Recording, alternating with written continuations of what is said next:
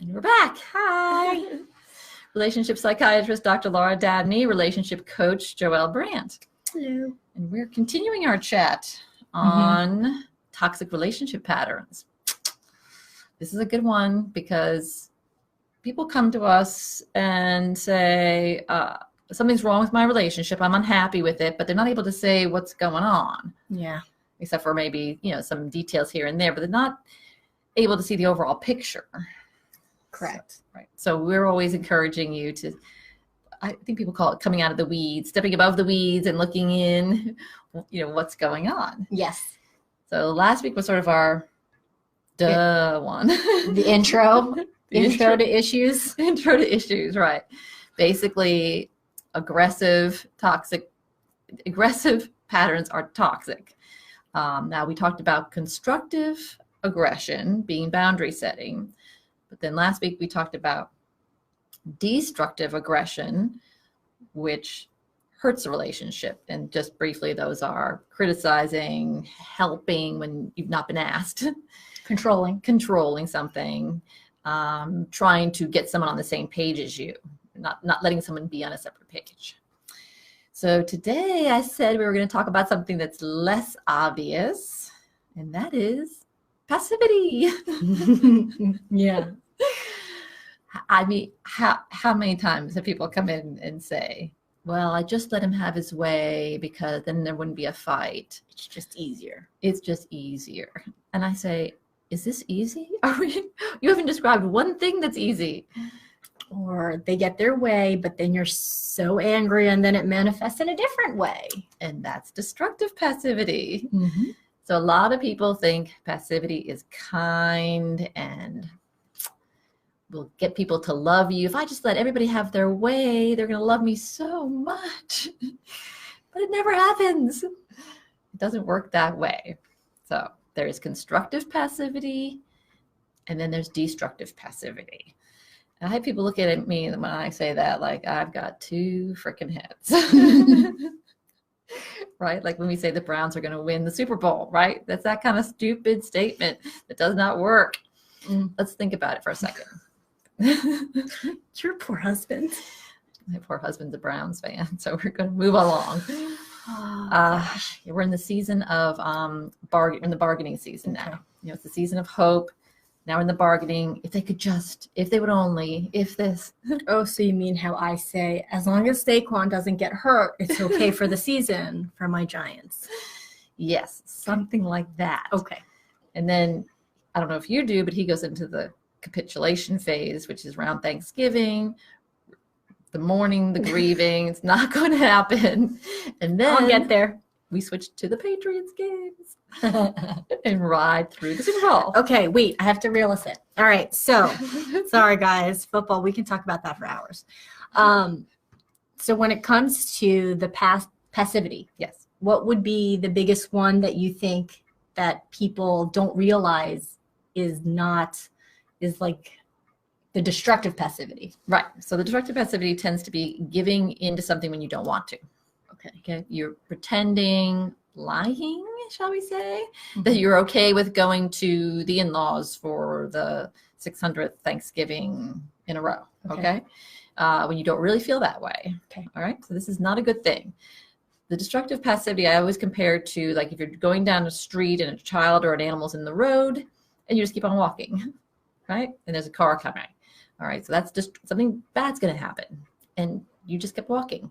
Yeah. Not judging, just saying. It's not doing something in that moment, problem's going to happen. Not admitting that you don't want to go somewhere or do something when somebody does is that happening. It's a car coming into your life. It's going to be a problem.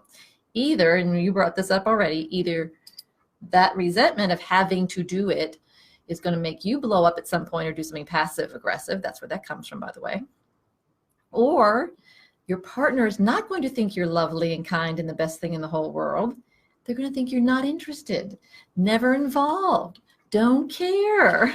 That brings another one up, the spacing out. Yes. Or just not paying attention or just not being there. Yeah, exactly. That's another passive.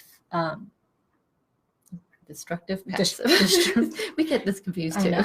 So it's another destructive, passive Yes, it is, because you think these people who do this think that they're being kind by letting the person, well, they need to vent, they need to go on and on and on.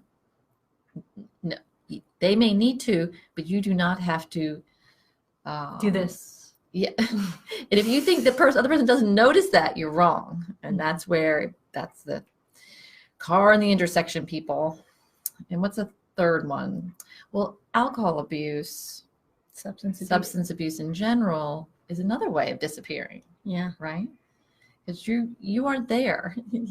You may think, oh, this is helping my mood, so it's going to help our relationship. Never happens that way. Right? Yeah. The other person feels you have another, almost like having another relationship. Another outlet versus talking to them. Right. So that's another one. Okay. We also talk about leaving. So one of the boundary settings that we talked about in several videos ago was to leave. If someone is mistreating you, if they yelling, cursing, whatever, calling you names, and it starts to make you anxious or scared for your well-being, then we always advise that you leave. Now, that is actually a destructive passive move. Unless you make a statement first. Because if you just leave, the person's left hanging. Are you coming back? What's going on? Why are you or they're just like, okay, yeah, I got my point.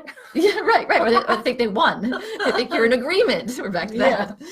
But in fact, the constructive passive way to deal with that is to say, look, I'm getting anxious and scared because you are now, I feel out of control. I cannot have this discussion with you any further. I'm going for a car ride. I'll be back at 9. Whatever. That's the line to add, so you can be passive and not destroy your relationship. Yeah, because that's constructive. You're telling them this is what's happening, and you're giving them an idea of what's going through your head. Exactly. Nobody is a mind reader. No one's a mind reader. How many times did we say that? Several times a day. No mind readers. Psychiatrist. We don't read minds either, but we see these patterns and people think, oh, how did you know that that's what we do? If you do, you tend to go with one or the other. Yeah. If you do the aggression constructive pattern, the destructive aggression pattern, we need to make something simpler. Destructive aggression pattern or destructive passive pattern, that tends to be your modality throughout. So that's a good thing to check, see what you do, and try to change that. Yes. It helps. It helps. I mean, it is amazing to me how many times I know for people that I've talked to when I've dealt with other people's relationships, is that one small significant change in the sense of verbalizing, okay, I'm walking away from this fight, or this is not working, I need a moment, and they walk away. It makes all that difference because the other person is like, oh, right, they're not just storming off, they just need a moment. And then you have a better chance when you come back together to have that discussion go better. And it's an easier way for people to stay. Like you said, you can't force someone to be on the same page. Right. But when you walk away and come back, it's an easier way to be on different pages and be okay with that. Right. Let it be. Yeah. Notice we're talking in our videos about how you can make changes. That's a key piece, right? Mm-hmm. We're not talking about beating on someone else to change, because that is, say it with us, destructive aggression. We want you to make these changes. You can do this. You can make your own relationship changes. It's true. You don't have to change the other person, which, hint, hint, is impossible. It's crazy though, because sometimes the changes that you make in yourself, they notice. And then sometimes that brings them to they start picking up on it. They pick up on it. Yeah. They may be more attentive. And then in your head, you're like, they start to get healthier. It's not even conscious, I don't think, half the time. They just start. You're right. Oh, that's how you're handling it. Well, I'm going to try to handle it that way. Mm-hmm. So all good things here, people. So if this hits a nerve with you, love it, pass it on, and stay tuned, because next week there's one last category of toxic relationship patterns that I bet you don't know about. I wonder if I even know about it at this point. Dun, dun, dun, dun. Okay. You know. Okay. You know, you know. I'm just putting definitely share this. Call us, please. you know. We had a request about what if someone says "suck it up" to your, and that's a passive. That means they want you to be passive, and now you get to say, "Sucking it up," and not saying anything would be destructive to me and our relationship. So I will not suck it up, and then you might want to consider that person as a red flag person. All right, Thank we'll you for see the you question. again. Bye.